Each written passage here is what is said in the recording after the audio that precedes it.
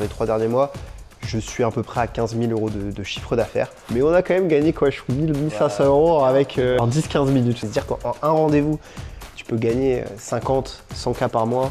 Ça, c'est vraiment quelque chose de... Ça a été un peu compliqué parce que j'étais un peu un branleur. Des joints. C'était de la merde, c'était de l'arnaque. En fait, ils allaient arnaquer les vieux et tout. Donc moi, je me voyais pas trop faire ça personnellement. Bref. J'ai essayé d'ouvrir une dark kitchen directement dans ma colocation. Uber Eats a accepté et il nous disait mais il y a un problème, enfin votre restaurant c'est une maison. Je me suis dit, Léo, qu'est-ce que tu veux? Tu veux être libre, indépendant financièrement, mais tu veux aussi être libre géographiquement. Je lui ai dit, moi vraiment, si vous arrivez tous à le faire, c'est sûr je vais y arriver, je vais tous vous exploser. Je gagne mon argent et je fais gagner de l'argent à ceux qui me suivent et qui appliquent mes conseils. Comme tout influenceur, tu as des haters. Je travaille sur des vidéos, ça me prend je sais pas combien de temps à les faire, je les sors. Et le premier commentaire que je reçois, c'est les bognoles doivent rentrer chez eux. Je suis devenu en fait la cible de ce qu'on appelle les fameux débunkers. Ça c'est dur, mais c'est en fait ce qui fait aussi la valeur de ton business après. Tu vois. Quand je te voyais comme ça, j'ai jamais été aussi motivé de ma vie pour travailler. Moi je sais que mon business, donc ce que je fais, ça change le business des autres. Donc ça te fait gagner beaucoup d'argent et tu n'as pas la problématique d'aller cramer tout ton argent en publicité. Ça c'est vraiment de l'or en bas. C'est le futur. Pour moi, je sais pas quel jour on est de la semaine. Salut, c'est Neige, bienvenue dans cette vidéo. Aujourd'hui, je ne suis pas seul, je suis accompagné avec Léo, qui est un digital holder français à succès que j'ai invité ici à Rio. Salut Léo. Bonjour Neige. Bonjour, Enchanté. ça va? On s'est jamais vu. On n'a pas passé une semaine ensemble. Non, bonjour tout le monde et merci déjà de m'avoir invité ici.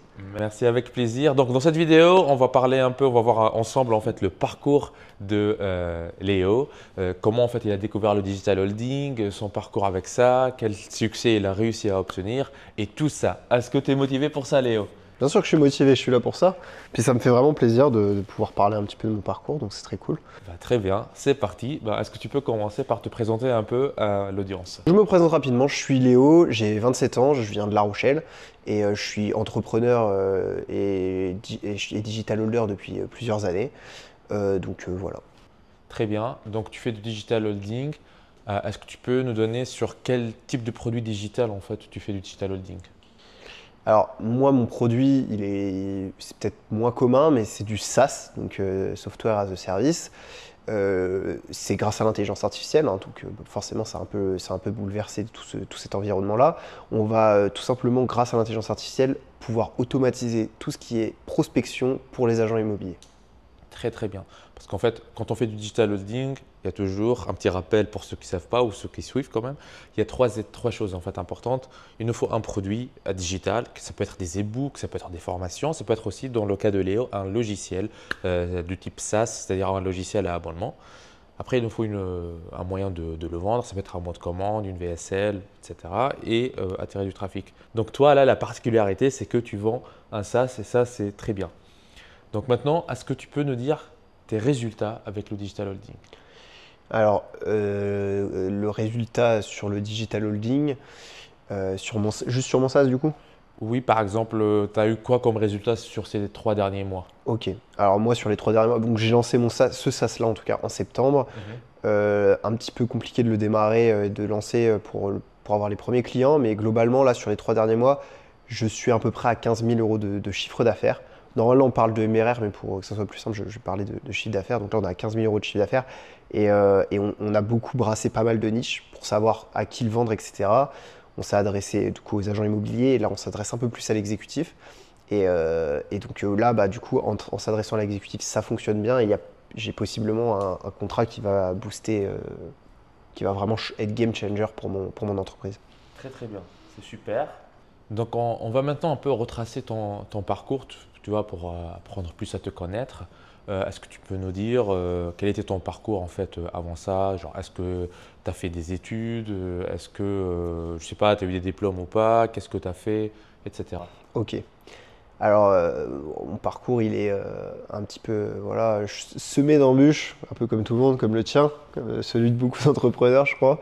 Non, alors moi, c'est assez classique. Je viens d'Amiens à la base, donc Amiens, c'est la Picardie, c'est entre Lille et Paris pour vous situer. École classique, rien de particulier, lycée public, bac S, donc voilà, j'ai toujours été dans les sciences. Et j'avoue que la fac, ça a été un peu compliqué parce que j'étais un peu un branleur. fumer des joints. Je sais pas si c'est problématique. Non, je pense que ça ira. Ils doivent connaître, voilà. Je buvais Je suis pas, là où je vis, moi, en Allemagne, c'est devenu légal. Donc, ouais, donc c'est le bon. cas en France. Non, c'est pas le cas, mais on va dire que c'est toléré. Bref, je suis sorti du lycée pas la tête sur les épaules, on va dire. Et j'avoue, j'ai pas été très sérieux plusieurs années. J'ai raté j'ai fait pas mal de première année, vous savez, le branleur qui fait pas mal de première année. Alors je me suis quand même toujours débrouillé, j'ai toujours été un petit pied dans l'entrepreneuriat quand même. Je vendais des cartes graphiques, j'ai fait pas mal de choses dans la vente, mais ça restait de la débrouillardise. Donc là où je rejoins la chaîne de Neige, c'est qu'il vous donne beaucoup de techniques. Donc c'est pas pour faire tout. Alors le digital holding, pour le coup, on peut faire vraiment des sous, c'est vraiment une vraie opportunité. Mais pour le coup, tout ce qui est petite technique, etc., ça fait plaisir quand on est étudiant de gagner 500, 1000, 1500 euros sans passer trop de temps. Donc tout ça, j'ai pu le faire sur mes études. Donc j'ai galéré un petit peu. J'ai quand même fait quelques années d'études de sciences, de géologie, d'astronomie. C'était très intéressant, mais j'ai arrêté. Il y a eu le Covid, etc. Ça m'a un peu arrêté dans mes études. Et tout ça pour en arriver du coup à mon début dans l'entrepreneuriat, la vraie, où je suis devenu agent automobile, un peu sur un coup de tête. Donc pour l'anecdote, je me suis dit bon allez, je sais pas trop quoi faire, je suis un peu perdu, je galère dans les études, je suis allé postuler à plusieurs endroits et j'ai eu des entretiens en tant que commercial. Je pense que c'est ma tête, c'est pour ça aussi que tu m'as pris. Et donc on m'a dit bon vas-y viens, etc. Donc je suis allé à un premier poste de commercial, c'était pour de la vente de panneaux solaires, etc.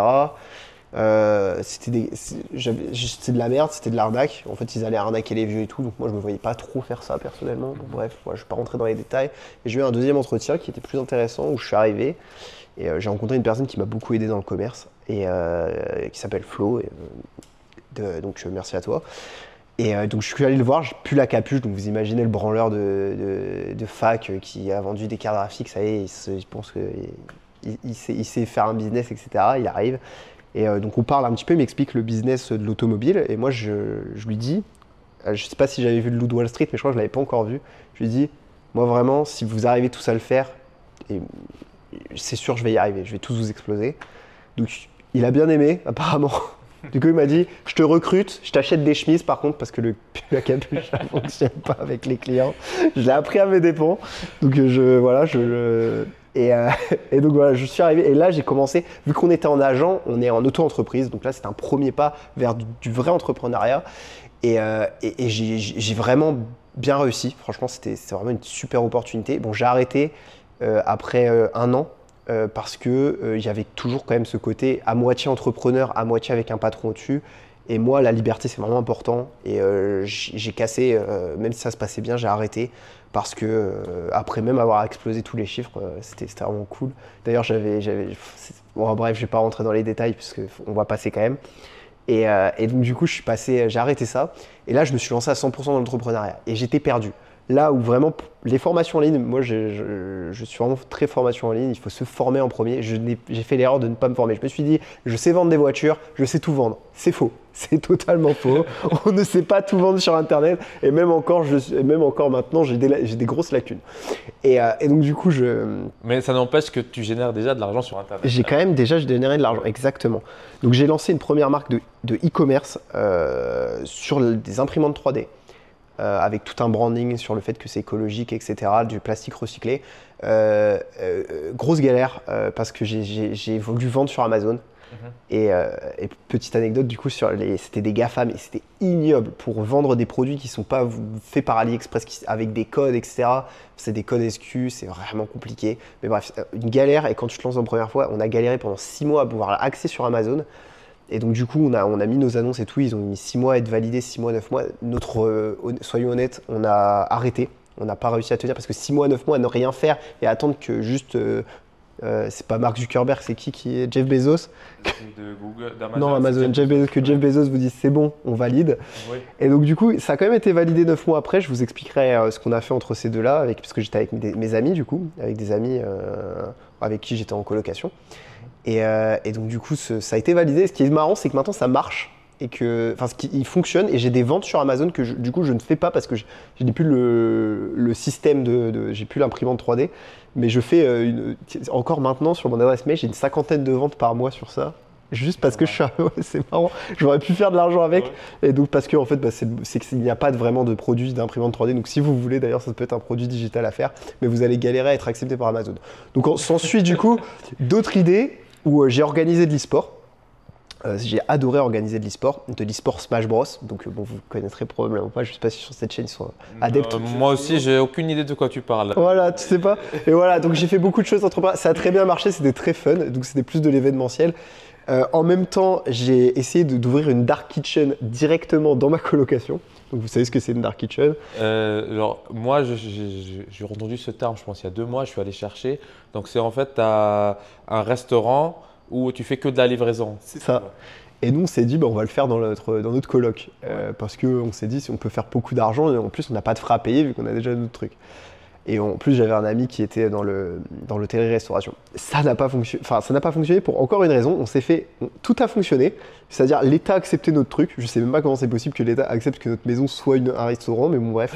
Et non, mais c'est drôle. Et Uber Eats buguait. C'est-à-dire, Uber Eats acceptait et il nous disait, mais il y a un problème, votre restaurant c'est une maison, donc il y a un problème. Et du coup, à chaque fois, on se faisait renvoyer, il disait vous pouvez nous envoyer tel document, et il nous envoyait bouler, et on n'a jamais réussi. Donc c'est impossible d'ouvrir une dark kitchen enfin pour l'instant, jusqu'à preuve du contraire, c'est impossible.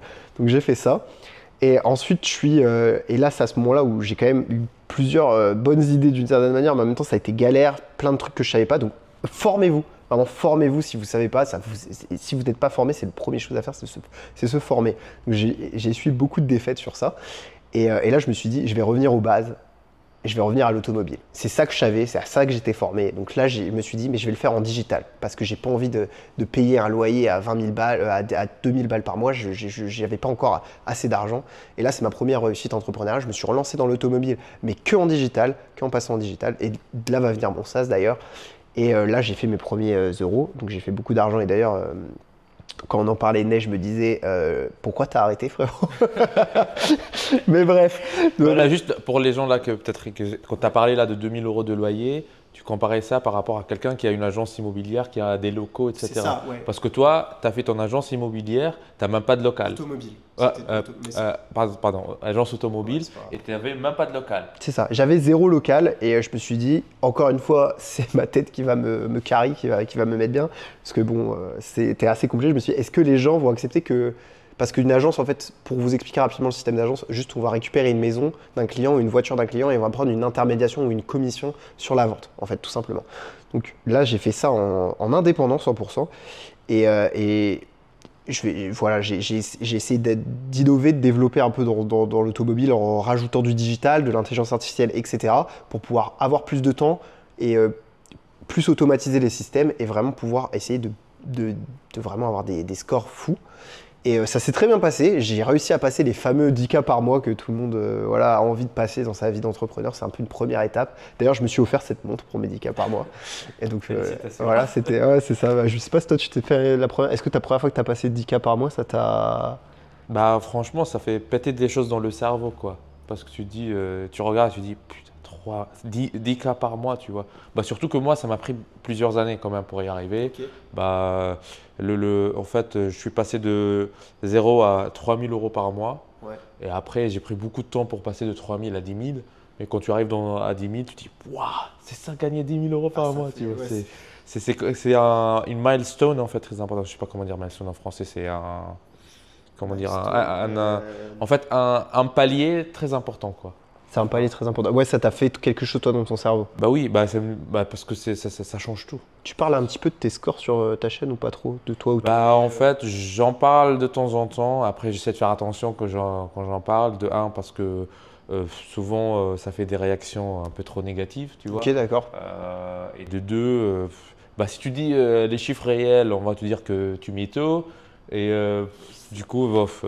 Ouais, c'est s'embêter, c'est vrai. Ouais. Bon, après, moi, je trouve que je pense qu'on est vraiment sur une culture entrepreneuriale sur ta chaîne. Bah oui, évidemment, quand même. Ouais, du coup, c'est ce côté, je pense que les chiffres, enfin moi, en tout cas, sur ça, je partageais mes chiffres. Oui, en plus, c'est un peu niche comme interview.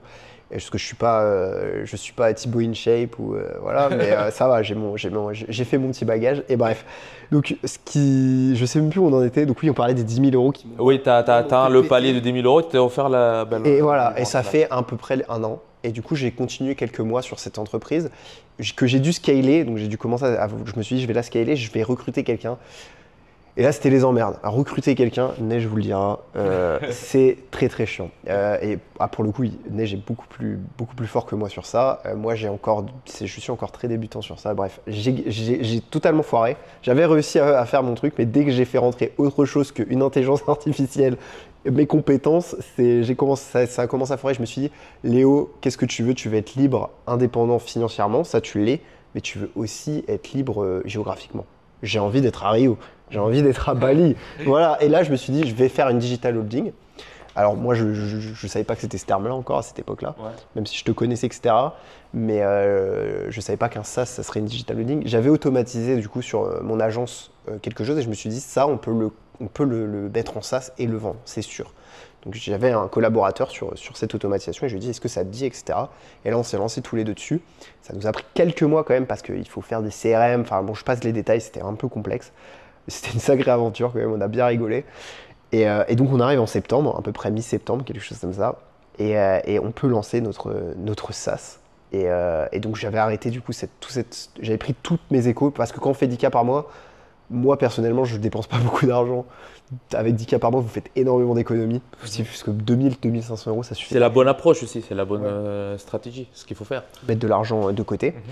Bon, après, Neige, il va dire que j'ai une bonne approche d'économiste. Par contre, je sais, mes dépenses, je les gère mal. La dernière fois, il me disait que j'ai pas regardé ce que je dépensais dans mon entreprise et tout. Mais bref, j'ai pris mes économies, je suis parti pendant plusieurs mois et j'ai monté SaaS et j'en suis vraiment content et fier parce que j'ai un revenu. Je peux peut-être pas encore me payer des villas à Rio avec ce revenu-là, mais en tout cas, au moins, je me fais inviter. et donc, voilà, j'en suis là sur mon SaaS et ça, c'était vraiment une super… Créer le SaaS, les systèmes d'acquisition, etc., c'est vraiment intéressant, mais c'est difficile. Franchement, avoir du flux, comment tu t'appelles ça, du trafic, voilà. Les bons visiteurs, les prospects qualifiés derrière et tout. C'est ça. Ouais. C'est difficile. Créer du trafic et créer un système d'acquisition parce que c'est vraiment le duo qui compte. Parce qu'en fait, le produit… il te faut trois choses, comme on a dit. Il te faut le produit, il te faut la machine à conversion qui va vendre ton produit et il te faut l'acquisition. Donc, c'est comment tu vas avoir des personnes intéressées par ton produit qui vont passer dans ta machine de conversion pour acheter ton produit. Donc, il faut ces trois éléments-là sont très importants. Après, il y a des techniques et des méthodes comment, par exemple, le produit, si tu ne veux pas avoir ton propre produit, tu peux faire ce qu'on appelle de l'affiliation ou tu peux faire des produits en marque blanche. Il y a plein d'outils ou plein de méthodes pour simplifier certaines étapes. Mais il te faut ces trois, tu vois, à chaque fois. Sinon, tu ne peux pas gagner d'argent. Pour toi, c'est quoi le plus simple sur les trois, tu dirais ? Quel est le plus dur à faire et quel est le… En fait, moi, le moyen le plus simple, c'est côté produit, que ce ne soit pas le tien. Donc, soit que tu fasses de l'affiliation ou que tu utilises des produits, ce qu'on appelle en marque blanche. Mais le produit ou le service, il faut que ce soit du digital. Hein. Donc, on parle de digital holding. D'ailleurs, c'est amusant. Parce que tu parles de marque blanche, je sais que toi tu proposes des e-books, je crois, en marque blanche sur ton… Oui, pour des personnes qui suivent mon programme, je mets à leur disposition des produits digitaux en marque blanche qu'ils peuvent revendre. Comme ça, du coup, quand ils débutent, ils n'ont pas besoin de se prendre la tête avec la création de produits. Après, tu as dit comment faire du digital holding avec la façon la plus simple. Donc le produit, soit produit marque blanche, soit en affiliation. Pour ce qui est conversion, le plus simple, c'est d'avoir un bon de commande.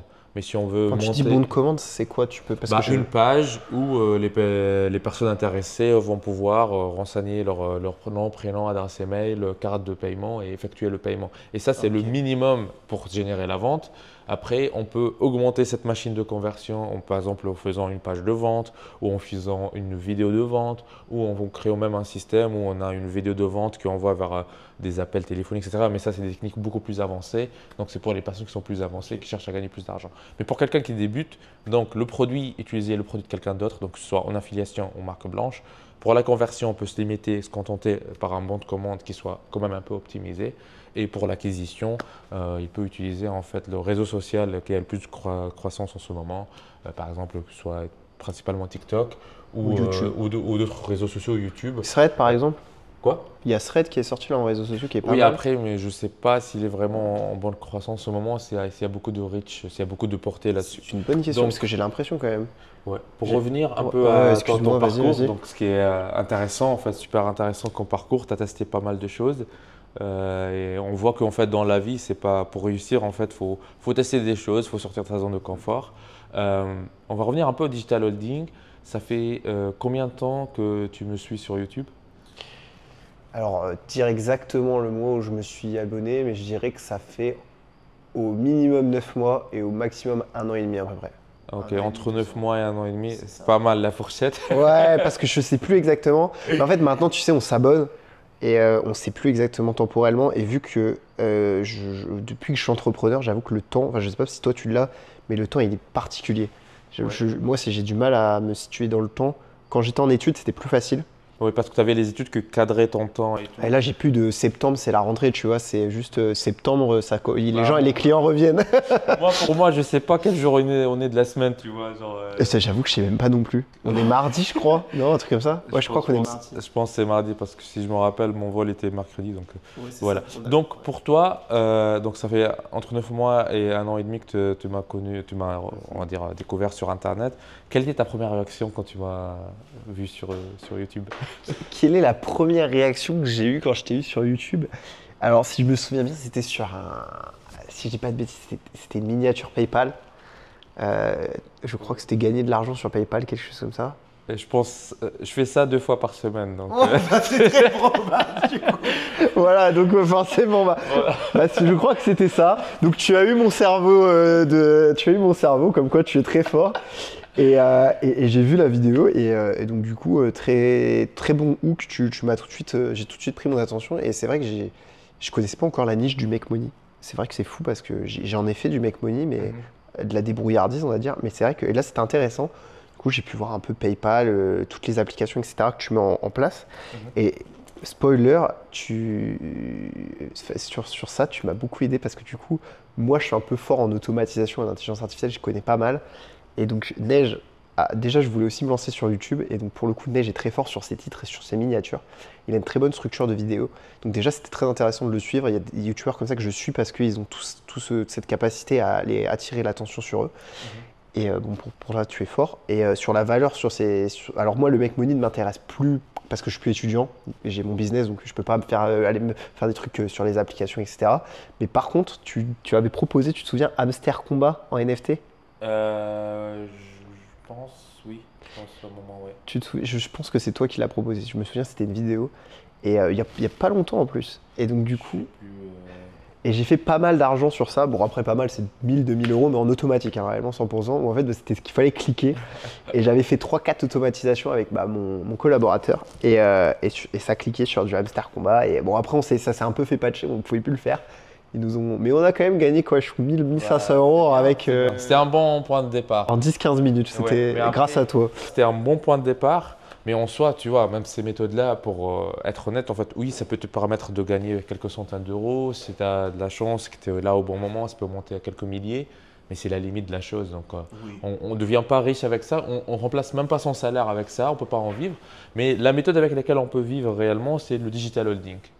Et toi, en fait, qui as eu ce parcours où tu as testé pas mal de choses et tout, je me demande pourquoi en fait tu n'étais pas lancé avec autre chose, par exemple comme le dropshipping, le trading, le MLM ou autre chose, et pourquoi tu t'es dit c'est ça que je veux faire quoi, avec le digital holding?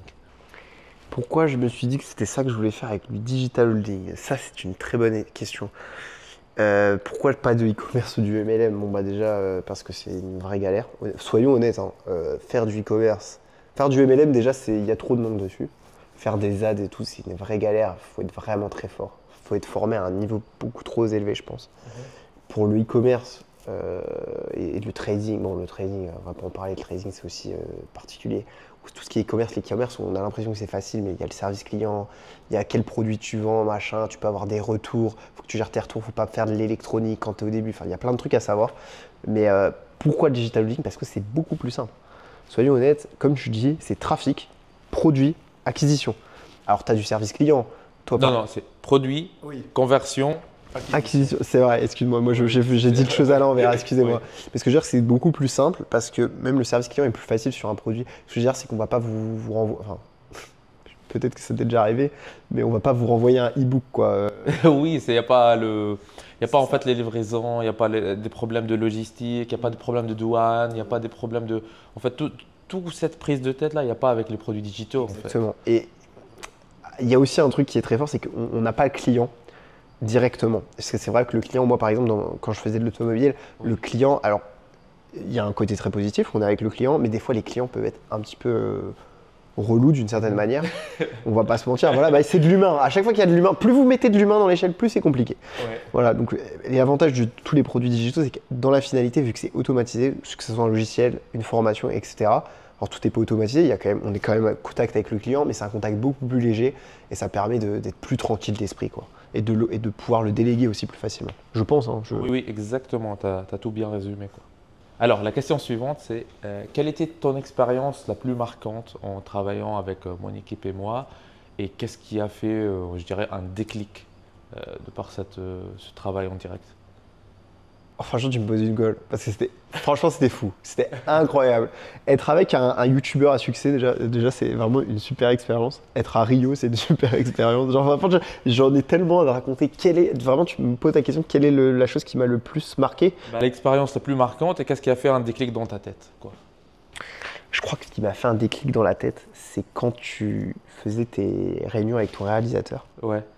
Et que vraiment ça a été un petit déclic parce que moi j'ai un peu du mal à prendre toute la data, etc. Et Neige est très fort pour ça, tout est carré. Tu as quand même une réflexion, quand tu regardes les vidéos, c'est machin, tel abonné, telle vue, etc. Enfin bon, je suis rentré dans les détails. Et ça, et j'ai vu que toutes les KPI, toutes les datas, tout est réfléchi. Il y a vraiment une réflexion derrière beaucoup de choses. Et ça, c'était extrêmement intéressant de le voir et que tu me l'expliques aussi. Parce qu'on a pu parler, on a pu communiquer. Et ça, c'était impressionnant, vraiment. Ça a été game changer pour moi. Ça, vraiment, je pense que ça va. Je vais partir d'ici et je sais que je ferai beaucoup plus attention. Des fois, je suis un petit peu trop, un peu près. Et c'est pas comme ça que ça fonctionne. Je suis peut-être pas assez formé aussi, tu vois. En tout cas, sur certaines choses. Et du coup, je me dis, ça, on peut le faire comme ça et ça va aller. On peut faire un loom et c'est une vidéo de vente. Non, c'est faux, tu vois. Et ça, c'est des croyances limitantes, je pense que tu m'as cassé. Et sinon, c'était quand même… après, voilà. Sinon, en termes d'expérience de vie, voir l'arrière du décor, c'était quand même quelque chose. Hein. Vraiment, on voit tout ce qu'il y a derrière. Enfin, des fois, je pense que les gens se disent, ils mettent une caméra et c'est pas ça, quoi. Franchement, je t'ai vu te lever à 6h30, te coucher à 19h et tourner des vidéos. Mais vraiment, c'est vrai, tu vois. Et quand je te voyais comme ça, j'ai jamais été aussi motivé de ma vie pour travailler qu'en étant dans cet environnement. Bah super, c'est cool, c'est cool. Oui, mais après, tu vois, tu as parlé du truc de voilà, lancer un loom pour faire une vidéo de vente. Ça reste quand même mieux que rien faire, ça. C'est vrai. Bah, de toute façon, vous vendrez jamais rien, vous réussirez jamais rien si vous passez pas à l'action. Oui, ça, c'est la première règle de développement personnel. Ouais. À part si vous jouez au loto, mais encore, faut acheter le ticket. Donc bon. Bah oui, il faut quand même se rendre au bureau de tabac, acheter le ticket et bien le garder. Bien le garder. Suivre les résultats, tu vois, Voilà, pour voir si tu as gagné ou pas. Mais je peux vous dire que c'est très probablement plus marrant de gagner 10K par mois par soi-même que de gagner 10 millions sur un coup de chance. J'en suis quasi sûr, je pense. Ouais, bien résumé. T'en penses quoi, toi? Bah, je pense que c'est pareil en fait. C'est que parce que quand tu gagnes de l'argent toi-même, en fait, ça a un autre goût. C'est comme en fait quand tu te fais toi-même à manger, ça a un autre goût différent que quand tu vas, même quand un chef étoilé, tu fais le truc quand même. Ça a toujours un goût différent. Je sais pas, t'es comme moi ou pas? C'est ça, ouais, non, c'est vrai. Et d'ailleurs, j'aime bien le truc que tu dis avec la cuisine, parce que aussi pour que ça fonctionne, je pense que ça c'est important dans l'entrepreneuriat, je sais pas ce que tu en penses. Et il faut croire en son produit et que c'est comme quand je fais. Moi, tu dis, on adore se faire à manger à soi-même et donc gagner de l'argent pour soi-même. Ouais. Mais il faut aussi avoir ce truc que quand quand je fais à manger, j'adore faire à manger pour les autres parce que ça leur fait plaisir. C'est la même chose avec l'entrepreneuriat. Moi, je sais que mon business, que ce que je fais, ça change le business des autres, ça les aide à gagner, à être plus satisfaits dans leur boulot et qu'il y a vraiment quelque chose derrière. Même quand je veux dire n'importe quoi, toi, je sais que tu crois, enfin franchement, je te l'ai demandé. Et ça se voit que tu crois, enfin tu sais que ta formation elle fonctionne et que tu aides les gens en fait. Et ça c'est le plus important je pense. Enfin je sais pas si t'es d'accord. Oui, c'est le plus important parce qu'en fait si on est là juste pour faire l'argent. Moi par exemple j'ai eu un petit passage à vide il y a je pense 2 ans où je commençais à gagner beaucoup plus d'argent que ce que je voulais en fait comme objectif de base. Je commençais à dire ouais c'est bon, j'ai atteint ce que je veux. Du coup je me suis un peu déconnecté en fait du travail. Je passais un peu trop de temps à kiffer, tu vois. Mais en fait ça, au bout de, je sais pas, au bout de 6 mois, j'ai regardé en arrière et c'était un peu vide de l'intérieur, tu vois. Parce que je me suis dit donc quand même je vais pas passer ma vie maintenant à faire ça. C'est mieux de revenir travailler pour avoir beaucoup plus de plaisir, quoi.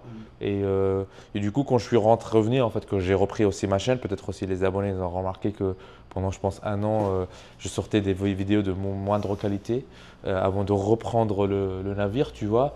Là, j'y vais à 200 à l'heure, tu vois, parce que je sais, je fais pas ça que pour l'argent. Je gagne pas mal ma vie avec ça et je suis très content. Mais aussi, ce qui me fait le plus plaisir, c'est de voir des gens réussir avec mon travail, tu vois. Et c'est ça quelque chose qui, de un, ça ne s'achète pas, et de deux, c'est ça qui donne la satisfaction sur le long terme, en fait. Ouais, bah, carrément. Je pense que. Et après, en disant ça, pour qu'on ne vienne pas me dire, je ne suis pas là en mode communiste ou Robin des Bois ou autre. Je fais ça en fait en mode gagnant-gagnant. Je gagne mon argent et je fais gagner de l'argent à ceux qui me suivent et qui appliquent mes conseils. C'est ça. C'est vraiment, bah, c'est donné quand. Voilà. C'est ça l'entrepreneuriat. Non, parce que tu sais, parfois on viendra te dire ah ouais, c'était aussi là comme ça dans l'aide, pourquoi tu donnes pas le truc gratos, pourquoi tu vois. Est-ce que je peux te poser une question? Vas-y. C'est un truc que je suis en direct, c'est marrant de te poser, mais il y a dans l'influence, quand tu es influenceur, tu parles là d'un truc, c'est que tu sais, souvent les gens ils commentent et tout. Comment tu vis? Parce que comme tout influenceur, tu as des haters. Oui. Bon, j'en ai plein, t'inquiète, j'en ai plein. Ouais, surtout dans ta niche, tu vois. Quand on est sur ce genre de niche, forcément, t'en as. Et comment tu vis ça? Ça te pose pas de. Ça t'a jamais. Ton esprit, des fois, tu dois lire des commentaires assez méchants, je pense. Oui, en fait, ce qui est bien avec moi, c'est que ça, c'est pas arrivé d'un coup, tu vois. C'était arrivé progressivement. Déjà, moi, le fait de lancer ma chaîne YouTube, je suis quelqu'un qui est timide et introverti de base. Genre, avant de lancer ma chaîne YouTube, j'ai passé quelques mois à y réfléchir, quoi. Tu vois, à passer ce cap. Et en plus, tu vois, je lance ma chaîne en français, qui est pas ma langue maternelle, avec mon fort accent, avec mon expression en français trop cassée, tu vois. Et je me dis, quand même, je vais le faire, je fonce. Je travaille sur des vidéos, ça me prend, je sais pas combien de temps à les faire, je les sors. Et premier commentaire que je reçois, c'est les Bonyuls doivent rentrer chez eux. Sérieux? Oui. Ah ouais, putain. Tu vois, premier commentaire. Du coup, j'ai pris pas mal de claques à mes débuts. Du coup, je suis un peu vacciné maintenant. Oh ouais, tu m'étonnes. Tu vois. Ah ouais, comme ça, le premier commentaire. Il y a des gens. Et en fait, au début, c'était presque que des commentaires racistes. Ah ouais. Genre, je me lève le matin, je vais sur YouTube, j'en ai 10, quoi. Des commentaires racistes. Pourtant, t'es pas le plus bronzé, hein. Oui. Non, en fait, je sais pas, je pense que c'est aussi l'accent et tout. Ah, c'est l'accent, ouais. L'expression et tout. Et genre, par exemple, je fais 10 vues, il y a 15 commentaires racistes, je sais pas comment ils font. 15 commentaires, 10 vues. En fait, c'était au début ça, tu vois, genre j'avais plus de commentaires racistes que de vues à un moment, je pense. Et il y en a certains, tu vois, qui mettent des commentaires racistes de partout, tu vois, sur les vidéos, par email, etc. Mais ça, c'était au début, avant que je commence à avoir une bonne base de données, base d'abonnés, quoi. Mais ce qui est bien, c'est qu'en fait, plus le nombre d'abonnés de la chaîne a augmenté, moins je recevais ce genre de messages. Mais après, en fait, quand la chaîne a bien grandi, je suis passé à un autre niveau de hater. Je suis devenu en fait la cible de ce qu'on appelle les fameux débunkers, tu vois. C'est en fait genre, je sais pas, des ados ou des gens qui n'ont rien à faire de leur vie que passer leur temps à faire des vidéos sur les autres, quoi. Et bon, ils font leur business avec ça. Et on ne va pas en parler ici, mais voilà. Mais en fait, je continue à faire ma vie, je continue à faire ce qui me passionne, à kiffer, à gagner mon argent et à faire gagner de l'argent à ceux qui me suivent, c'est tout. Et donc du coup, tout ce côté haters, etc., toi, ça t'a pas tant touché, enfin ça t'a touché, mais parce que c'est quand même beaucoup de racisme, etc. Mais bah, ça y est au début le racisme, après maintenant, avec la preuve sociale et tout, ça diminue, quoi. Ouais, et puis parce que ta façon de parler aussi, c'est que tu parles quand même 4 langues, quoi. Donc forcément, enfin je veux dire, c'est fou. Enfin, quand je t'ai vu parler allemand, anglais, c'est tunisien? Oui, je suis tunisien, je parle tunisien, arabe. Je sais pas parce que la langue arabe, j'ai pas assez de culture. Oui, il y a les dialectes et tout dans chaque pays. Mais voilà, en fait, c'est ça en fait dans la vie. Mais après, que ce soit ça ou autre chose, un entrepreneur, il est là pour faire face aux obstacles, pour résoudre les problèmes. Si tu vas te dire, c'est bon, je vais m'arrêter parce que j'ai reçu un commentaire raciste ou un commentaire d'un hater, tu vas plus rien faire dans la vie, tu vois. Non, c'est sûr. Genre, je sais pas, même si tu sors dans la rue, il y a des chances que y a quelqu'un, tu dises quelque chose, tu vois, pas, tu vois, tu vas pas du coup t'enfermer et tout. Donc, en fait, la solution, c'est que tu prêtes plus d'attention à ça. tu fais ton chemin, tu vas là où tu veux aller, tu as ton objectif, tu fonces, quoi. Ok. Donc, je dirais, y a-t-il peut-être une stratégie, une méthode ou un outil particulier qui t'a appris avec moi et que tu penses en fait, ça sera un game changer pour tes résultats qui va les exploser? Qu'est-ce que je pourrais dire? Alors, il y en a pas mal d'outils que tu me fais penser. Déjà, tu as tout ce côté, tu as le prompteur. Le prompteur, c'est pas mal en vrai. Le prompteur, il faut s'habituer, il faut s'adapter, mais je pense que le prompteur n'est pas si dégueu que ça pour faire des vidéos et tout. Après, je pense aussi que tu m'as pas mal apporté sur tout ce qui est. J'arrive pas à le dire, le search, le machin. Comment dire, pour l'acquisition sur YouTube? Ouais, comment comprendre les mots, la recherche, etc. pour aller amener du trafic. Ça, c'est quand même quelque chose qui est important. Enfin, même si je pense j'ai encore pas mal de questions dessus. Ouais. Mais ouais, après. C'est-à-dire en fait utiliser les résultats de recherche sur les plateformes, que ce soit YouTube, Google ou autre, pour amener des visiteurs intéressés par ce que tu as à proposer. C'est ça. Et on avait débattu, on n'avait pas débattu, on avait discuté et tu m'avais quand même donné pas mal de conseils sur aussi tous tes process pour recruter des gens. Parce que je t'avais dit que c'était moi à l'heure actuelle, je pense que sur cette année, oui. cette année et l'année dernière, parce que je sais plus si c'était en 2020, c'était en 2023, non 2024, où j'ai eu un échec du coup de ne pas réussir à recruter quelqu'un et à le former parce que j'avais pas de process. Parce qu'en fait mes process, je me les appliquais à moi, et donc c'est un peu dans ta tête tu fais ton truc, et que là il faut que tu fasses des process carrés, compréhensibles par tout le monde en fait. Ouais. Et ça c'est dur. Ouais. Ça c'est dur, mais c'est en fait ce qui fait aussi la valeur de ton business après, tu vois. Là on parle de recrutement, juste pour les gens qui nous suivent. C'est une étape qui arrive, genre que tu commences à faire à 10 000 euros par mois, tu as besoin d'aide en fait, soit de recruter des prestataires ou recruter des gens qui vont bosser avec toi. Donc c'est un truc qui est un peu avancé, mais puisque Léo il a déjà de super bons résultats, donc il pense beaucoup à ça, c'est comment agrandir son business et continuer à aller chercher beaucoup plus de revenus. Donc c'est quelque chose qui arrive un peu plus avancé, mais quand on démarre de zéro, pas besoin de recruter et on n'a pas cette problématique, quoi. Voilà, la vie elle est beaucoup plus simple. Elle est plus simple, mais dès que tu commences à aller chercher un peu des grosses sommes, oui. Mais c'est sûr que tu n'as pas besoin jusqu'à 10, 15, je pense que tu peux faire 100, ou en tout cas avec des freelances à la rigueur.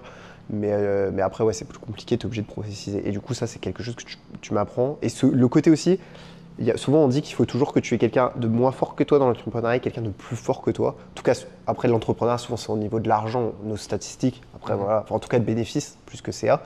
Et du coup, c'est vrai que ça m'a fait du bien d'être dans l'intimité de quelqu'un qui est plus performant que moi et qui est plus loin que moi. Tu as plus de compétences entrepreneuriales que moi, tu es plus âgé que moi.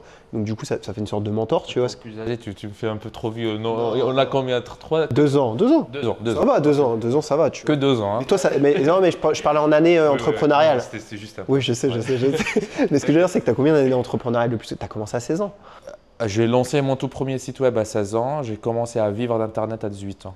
Et tu vendais des tours dans ton… T'avais 12 ans, tu vendais des quoi Ah non, ça c'est quand j'avais 6 ans, je louais…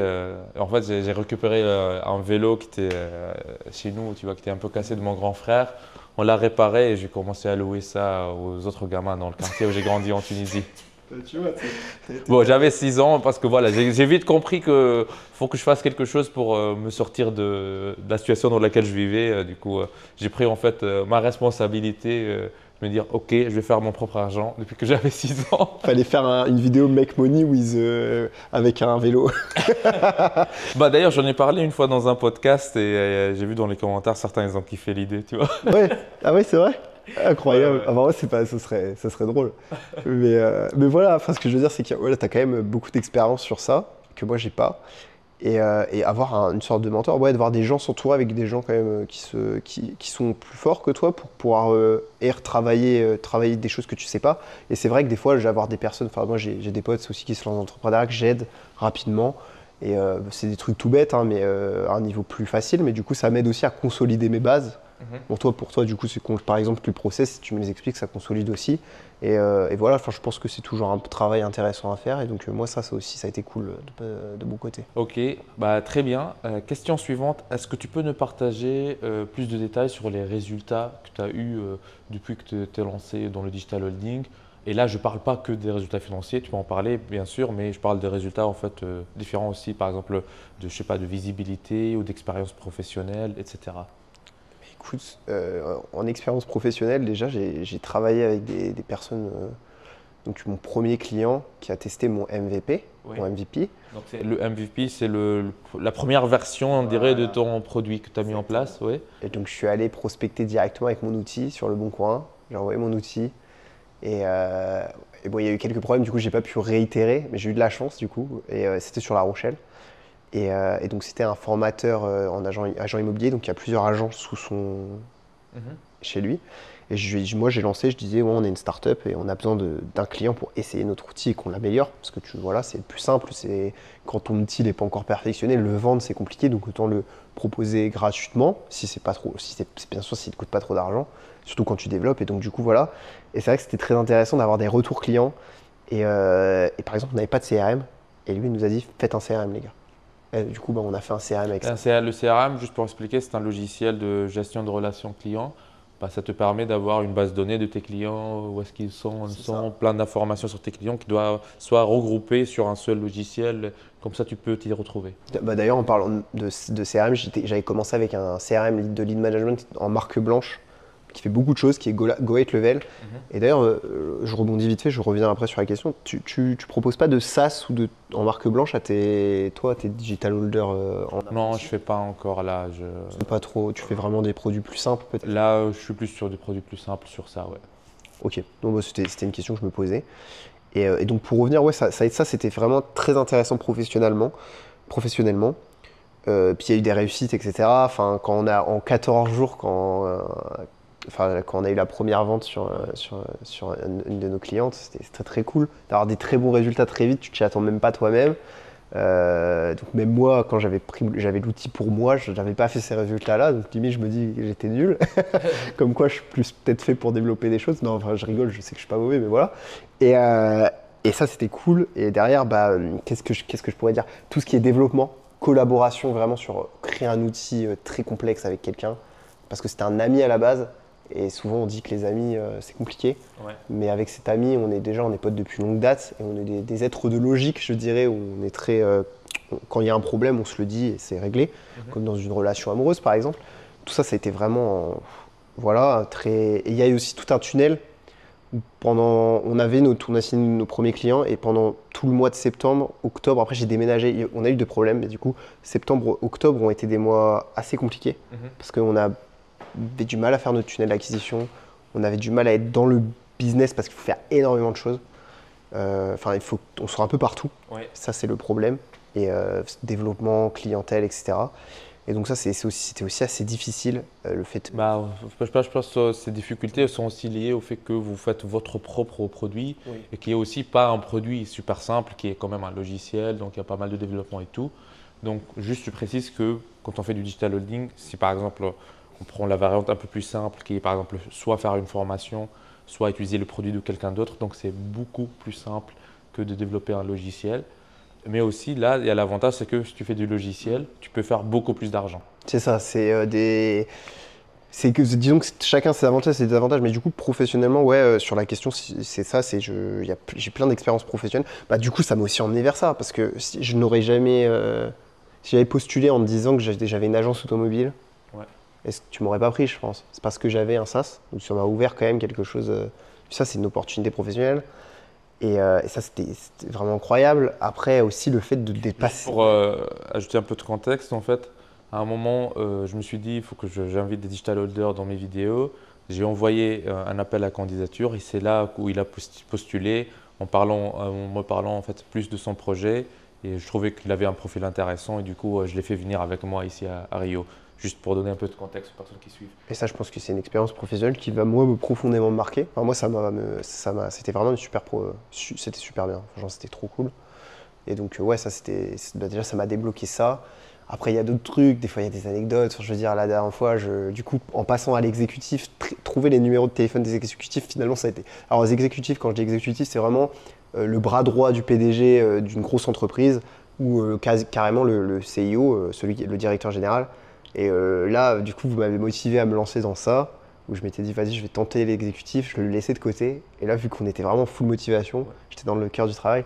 Il y a 3-4 jours, là, je parlais par message au CIO de Safety. Donc Safety, c'est un gros groupe immobilier. Attends, t'es sûr que tu veux dire le nom de ton client potentiel? Celui-là, c'est pas mon client potentiel. Ah, okay. Non, c'est bon, tranquille. C'est juste un client qui, lui, il m'a envoyé chier. Mais c'est marrant de se dire que je parlais avec un multimillionnaire et je lui parlais comme ça. Je lui disais, ouais, vas-y. Et il me disait, non, laisse-moi tranquille. Et moi, je leur envoyais des messages et tout. Je m'en foutais. Ça, c'était drôle, tu vois. Et du coup, ça m'a forcé, oui, comme tu disais, bah, du coup, ça m'a forcé à aller sur l'exécutif. Et là, je vais peut-être avoir un rendez-vous avec une vraie personne qui peut être game changer dans mon business. Et se dire qu'en un rendez-vous, tu peux gagner 50, 100K par mois. Ça, c'est vraiment quelque chose de fou. Et je me dis, même si je le rate, enfin, même si on ne va pas au bout, déjà arriver quasi au bord de la montagne, il suffit juste que j'attrape la pierre et hop, je remonte. Ouais. Et là, franchement, c'est incroyable. Et c'est d'une certaine manière, grâce à cette expérience professionnelle, vous m'avez boosté. Hein, vraiment, je vous voyais là et je me disais, mais tu bosses 5-6 heures dans ton business, ils en font 10, bosse-en 10, tu vois. et vraiment, ça, c'était incroyable. Donc voilà, ouais. Et puis je pense qu'il y aura plein d'autres opportunités de fou. Et ça, c'est cool. Voilà. Très bien. Du coup, au-delà des chiffres, en fait, en quoi penses-tu avoir évolué personnellement, je dirais, tu vois? Par exemple, en termes de mindset, de confiance en toi, de vision à long terme? Tout ce qui est chiffres, etc., ouais, je pense que ça m'a pas… C'est surtout tout ce que j'ai appris sur moi-même, parce qu'il a fallu se dépasser. Franchement, faut se le dire, je pense que toi-même, tu t'es dépassé pour ça. Faut plus travailler, faut mieux comprendre, mieux apprendre. T'es le seul, en fait, t'es le seul qui peut réussir. T'es tout seul en face de toi-même, ou en tout cas avec tes collaborateurs si t'en as. Et du coup, c'est vrai que t'es obligé d'avoir un mindset vraiment très carré et de savoir où tu vas. Et ça m'a beaucoup aidé, que ça soit pour arrêter des mauvaises habitudes et en prendre des bonnes. Et aussi comprendre que le développement personnel, des fois, c'est plus complexe qu'on le pense. Par exemple, la routine matinale, qui est pas vraiment… t'es pas obligé d'en avoir une. En fait, l'important, c'est juste de travailler, globalement. Bah oui, c'est de passer à l'action, encore une fois. Et ouais, non, j'avoue que la question me pose un peu une colle, mais ouais, je pense que sur ma vision à long terme, l'objectif, c'est de travailler plus. C'est vraiment d'augmenter mon taux de travail et de savoir exactement ce que je dois faire dans mon business, les 20% qui font le 80, et de le faire tout le temps et de m'améliorer constamment, et les rencontres. Vraiment ça, vous avoir tous rencontrés, des fois, je me dis… Tu vois, il y a des comment ça s'appelle, c'est les masterminds. Et je me dis, les masterminds, ça c'est un truc. Rencontrer des gens, c'est juste ultra bien. Surtout dans l'entrepreneuriat, c'est solitaire, donc ça c'était aussi cool. Donc ouais, je pense que essayer d'augmenter les rencontres avec les entrepreneurs et travailler plus. Voilà. Ça c'est très important. Bah, d'ailleurs là, tu viens de voir une petite démonstration, toi, parce que on n'était pas seul cette semaine. Il y avait du monde avec nous, et même du monde qui avait pas mal d'expérience dans certains domaines. C'était super intéressant. Ouais. Ok, maintenant en fait, si tu devrais donner un conseil à quelqu'un qui hésite à se lancer dans le digital holding et nous rejoindre, tu dirais quoi? Quelqu'un qui hésite. Et alors, bah déjà, pourquoi vous hésitez? Posez-vous la question. Parce que moi, en tout cas, je veux rejoindre une formation en ligne ou un produit. Ce que je fais, c'est que je vais regarder les avis. Si les avis sont positifs, déjà, c'est très bien. Et ensuite, il ne faut pas que vous doutiez de vous. C'est plus important que vous vous formiez, si vous avez besoin de vous former, si vous ne savez pas exactement ce que vous voulez faire dans votre vie, etc. L'entrepreneuriat et le digital, c'est des opportunités en or. On est d'accord? Bah oui, évidemment. On est là ensemble dans une villa à Rio grâce à ça. Et encore plus parce que toi, tu m'as invité. Donc, c'est une opportunité en or. Et c'est aussi un parcours humain incroyable. Et je pense que jamais vous ne regretterez de prendre une formation. Parce qu'en fait, vous vous formez, vous apprenez des choses qui vous serviront quoi que vous fassiez. Parce que c'est pas je vais apprendre à faire le théorème de Pythagore. C'est vraiment du concret. Faire quelque chose, un business concret, vous apprenez, c'est à la fois théorique, mais c'est aussi très manuel en fait, les formations en ligne, entre guillemets, parce qu'il faut pratiquer. On est d'accord que… Bah oui, en fait, tu as la stratégie, tu as les aspects théoriques comme ça. Par exemple, moi, dans mon programme, j'ai fait en sorte d'avoir le minimum possible de théorie, mais de comprendre les choses. Et après, on passe plus de temps sur la pratique. Donc, parce que pour appliquer, parce que si tu n'appliques pas, tu ne peux pas aller… Ça ne sert à rien. Et du coup, tu as un projet. En fait, d'une certaine manière, ce que je veux dire, c'est que ta formation en ligne, c'est vraiment tu portes un projet et vous, du coup, vous avez un projet, un vrai projet. C'est pas je vais en 5 ans en école de commerce et j'apprends 2-3 trucs, etc. Là, c'est vraiment, vous rentrez pour apprendre des choses aussi, comme en école de commerce, mais tu as limité le théorique, mais tu as un vrai projet derrière, quoi. Tu essayes de créer quelque chose. Bah oui, en fait, je dirais même c'est un changement d'identité en fait. Tu deviens un digital holder. Et ça vient en fait avec plein de choses, plein d'aspects. J'en parle, je pense, dans une vidéo, je ne sais pas si elle sera sortie encore ou pas. Donc la déclaration digital holder, où je dis en fait un digital holder, c'est quelqu'un de libre, d'indépendant, qui prend sa propre responsabilité dans la vie, qui n'est pas victime de ses circonstances, etc. etc. Et donc c'est toute une identité que tu prends et qui apporte plein de changements positifs dans la vie, que ce soit de la liberté financière, de la liberté géographique, de la liberté temporelle. Et je pense que c'est ça en fait l'objectif que beaucoup de personnes cherchent de nos jours, quoi. Bah écoute, je pense que ouais, moi je suis vraiment aligné sur ça, donc ouais, c'est ça.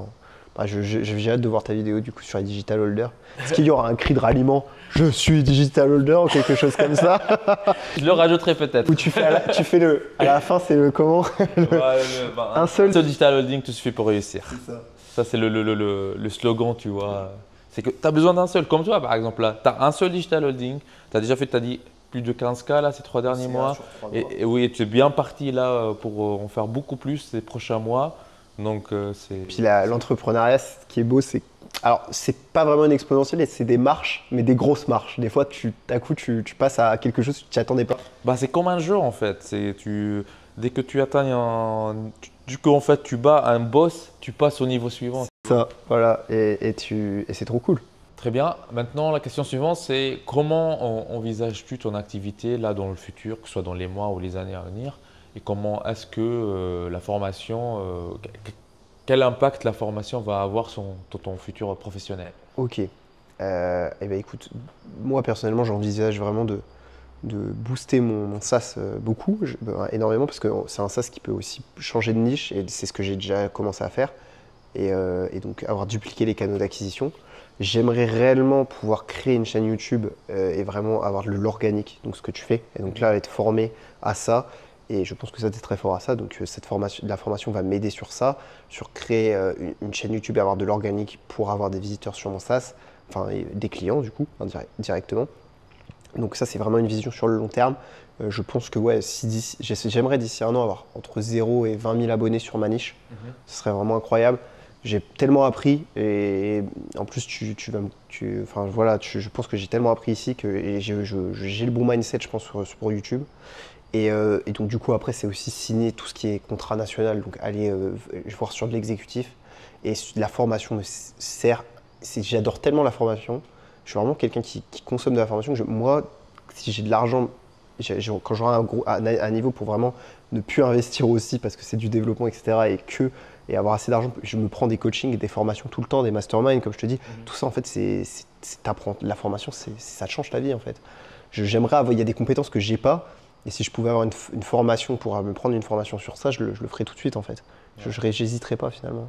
Ouais, en fait, une fois, j'avais une sorte de proverbe ou de phrase qu'on se répétait beaucoup entre entrepreneurs, entre des amis entrepreneurs.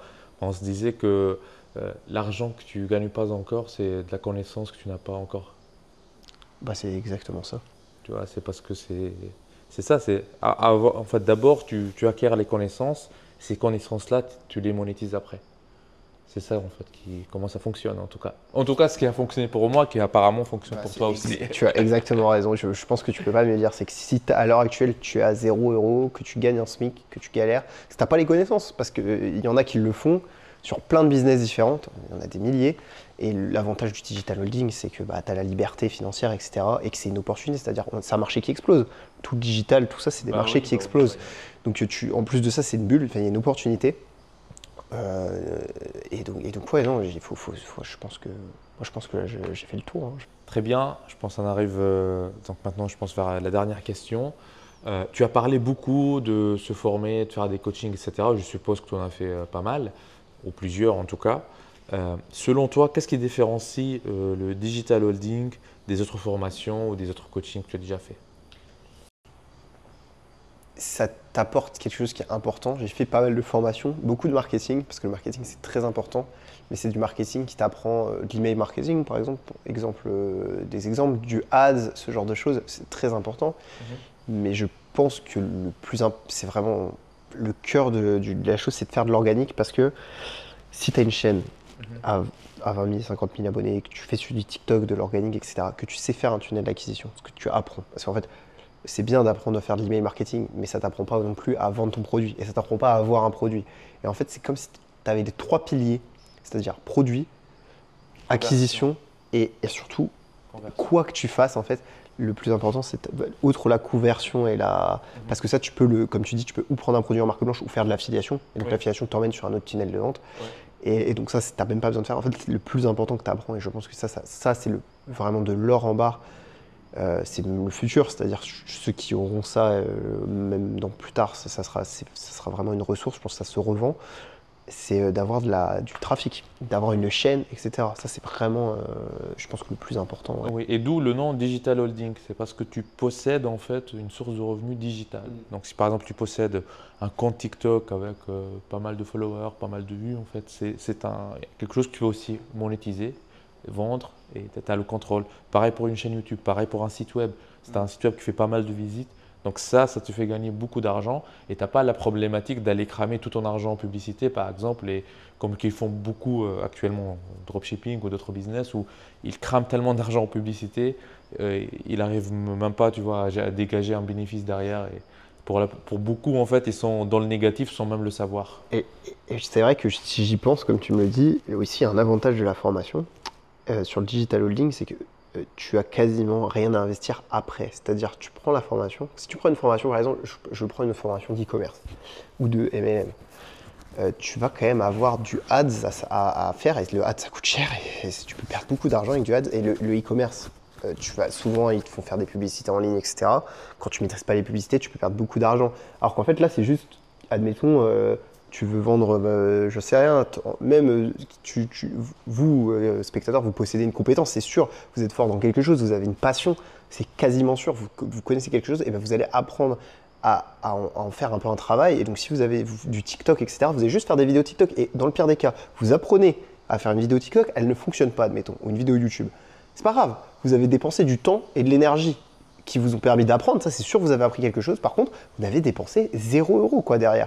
Donc en soi, vous êtes sûr de ne plus perdre d'argent et de vous former. Et donc en fait, c'est tout bénef. Parce que les formations ça c'est chiant, les formations que tu payes et derrière, il faut que tu payes le logiciel, le machin, le truc, et que tu t'arrives avec des factures où en fait, ok, ta formation elle coûte 1000 balles, ce qui n'est pas si cher que ça finalement. Tu peux payer en plusieurs fois, souvent en général. Ça va, tu peux faire tu as souvent un très bon retour sur investissement, mais si tu as derrière 5000 € de frais, bah là c'est une franchise, c'est plus une formation.